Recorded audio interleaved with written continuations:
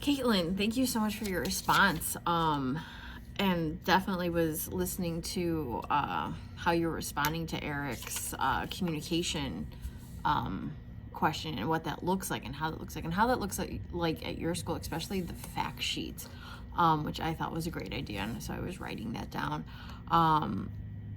There's just, and how does communication look like in my school? So I am new to my school, and my department is actually new to my school. They did not have an on-site special education teacher. Their special education teacher for the past 3 years was remote. She was on campus 1 day a week, and a lot of that was paperwork involved. And and then going to IEPs and 504 meetings. So having somebody full-time on staff 5 days a week, they've not had that before. So right now, communication in my school is ever evolving. The great thing about my school and the administration is they want the communication. They want the communication between teachers. They want the communication between teachers and parents. They want the communication between them and myself and teachers.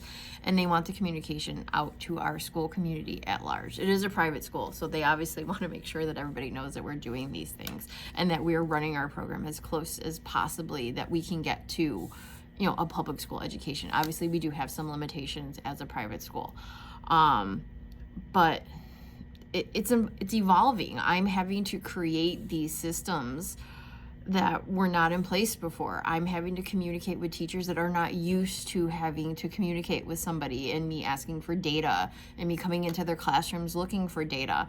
And I now have a team of teachers, which is great. And so they're helping with that and making sure that we're getting out into the school community and talking and providing a united front and being, you would mention this, I think, with that study with the ELLs families about transparency, setting up who do you talk to, when do you talk to them, is there somebody that's going to speak their language, is there, when I send out information, making sure it's available in different languages. And that's where our marketing department has been great and really willing to work and provide these services.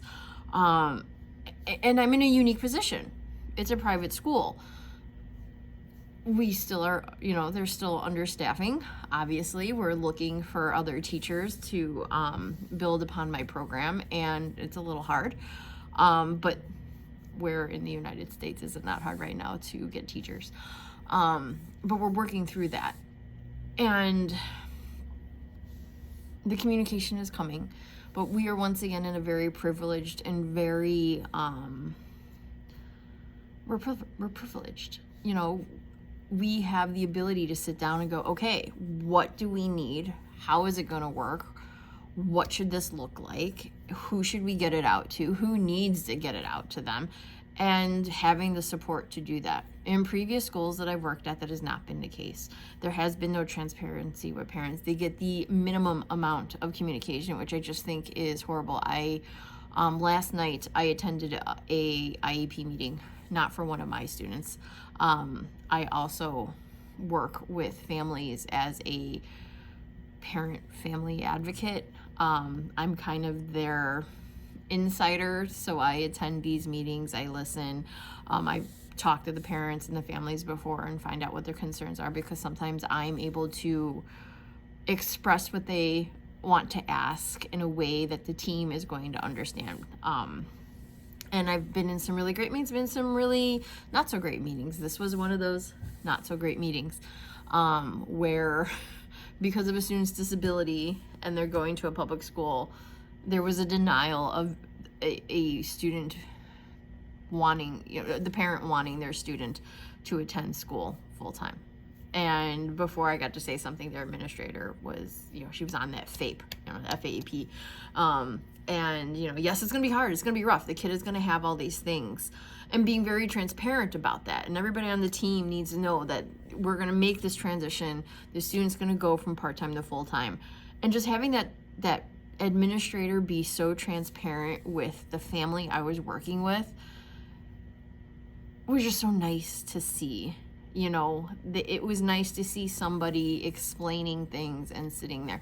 And I think that's where communication in a lot of schools get lost. there's a lot of paperwork. There's a lot of policies. There's a lot of meetings. There's a lot of professional developments. There's a lot of everything. And so communication is kept to a minimum. And that's where I get frustrated even as a teacher, and even communicating with my teachers. Sometimes it's maybe more than they would want, but it's transparency to me. And I think that makes the difference in a good program that is working with students who have disabilities, are culturally and linguistically diverse, is having that transparency. And I wonder, and this is probably a question for both of you, is your thoughts on, I know Caitlin had talked about professional development, but including parents in on that. I'm a big proponent of, yes, we're going to have our professional development. We're going to make sure our gen ed teachers and our special ed teachers work together. But how are we educating our parents, and how are we getting this information out to them? I mean, yes, communication, your student's going to have a meeting here, but how do we? I mean, you have a fact sheet, that's great, but what are your thoughts on the education of parents in all this? Should we be giving out professional development to parents? For me, that's a yes. I think that there are a lot of parents that don't even understand what an IEP and 504 are. They just know they have to show up and talk about the difficulties that their students are having. I talk to so many parents who have no clue, and I know Caitlin touched on this. And it's not by any of their fault. It's not their realm of expertise. It's not anything that they're familiar with. They may not have had a disability themselves. They may not know anybody who has a disability. And in certain cultures, it's just not talked about. And I think that sometimes we do our parents a disservice. So when we have this whole thing of transparency, how far do we take it? Where do we go with it? You know, Eric, as a parent, what are your thoughts on that? And Caitlin, as a fellow administrator who I know deals with a lot of the same stuff, I think we would both be on the same page with this. But let me know your thoughts on that.